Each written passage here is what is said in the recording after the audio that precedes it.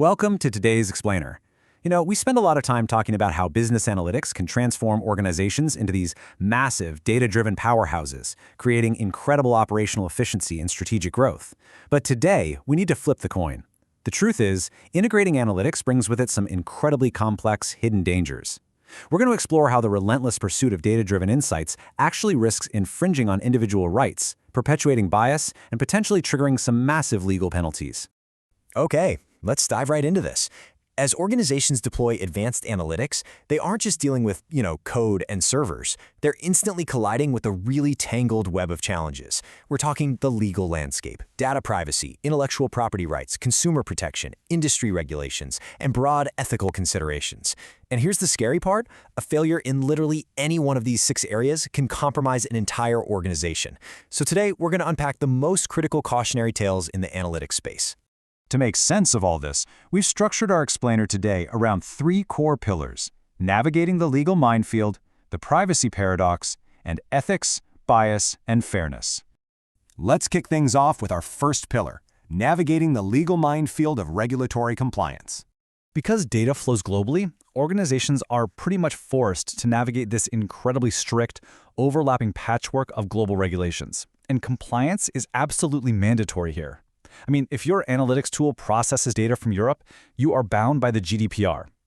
Got California residents? The CCPA applies. And India's DPDP Act of 2023 just added another robust layer of protection.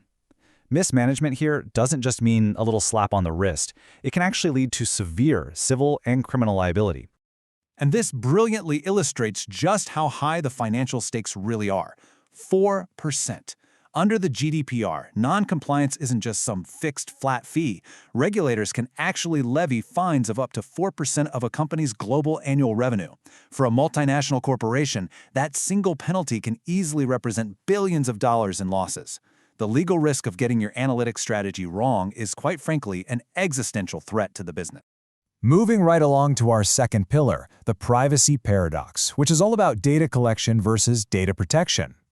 At the very heart of business analytics is this fundamental tension: the massive volume of data we collect versus our fundamental right to individual privacy. Now, a core strategy to navigate this paradox is what we call data minimization. It simply means collecting only the data strictly necessary for a specific objective. In the early days of big data, the goal was basically to hoard as much information as humanly possible. But today, holding less data is actually a highly strategic defensive move. If you don't absolutely need it to solve the specific business problem, you just shouldn't collect it. So the crucial point really comes down to this number: 45%. Research actually shows that by strictly practicing data minimization, a company can reduce its breach exposure by up to 45%. Simply reducing your overall data footprint drastically shrinks the attack surface for hackers and ultimately lowers your overall liability. But there is a constant arms race going on between privacy and analytics.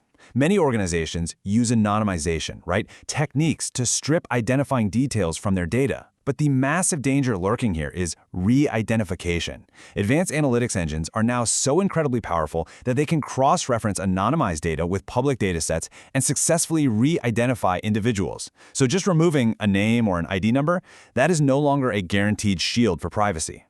Now, much of this massive data collection happens under the guise of consent.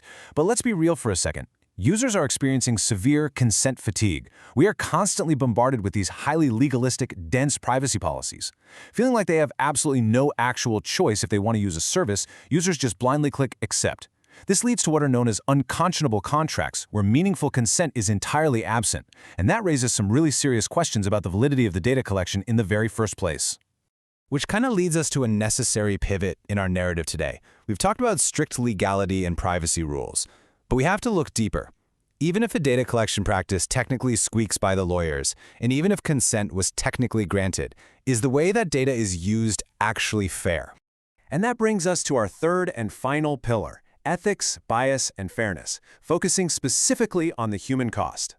When we look at the human cost, there are really 3 specific areas where analytics often fail ethically. First up is algorithmic bias. If an AI trains on historical data that contains prejudices, it just institutionalizes that discrimination. Think of a predictive hiring tool automatically penalizing female candidates simply based on decades of historically male-dominated resumes. Second is the black box problem. Complex AI models often lack transparency. If someone is denied a loan or a job, they have absolutely no way to understand or challenge that decision because sometimes even the creators of the algorithm cannot fully interpret exactly how it arrived at that conclusion. Finally, we have intrusive workplace surveillance. Predictive people analytics can totally cross the line into digital micromanagement. Using location data or sentiment analysis to track employee flight risks creates this environment where workers feel constantly watched, which deeply erodes morale and workplace trust. I want to leave you with this final thought today.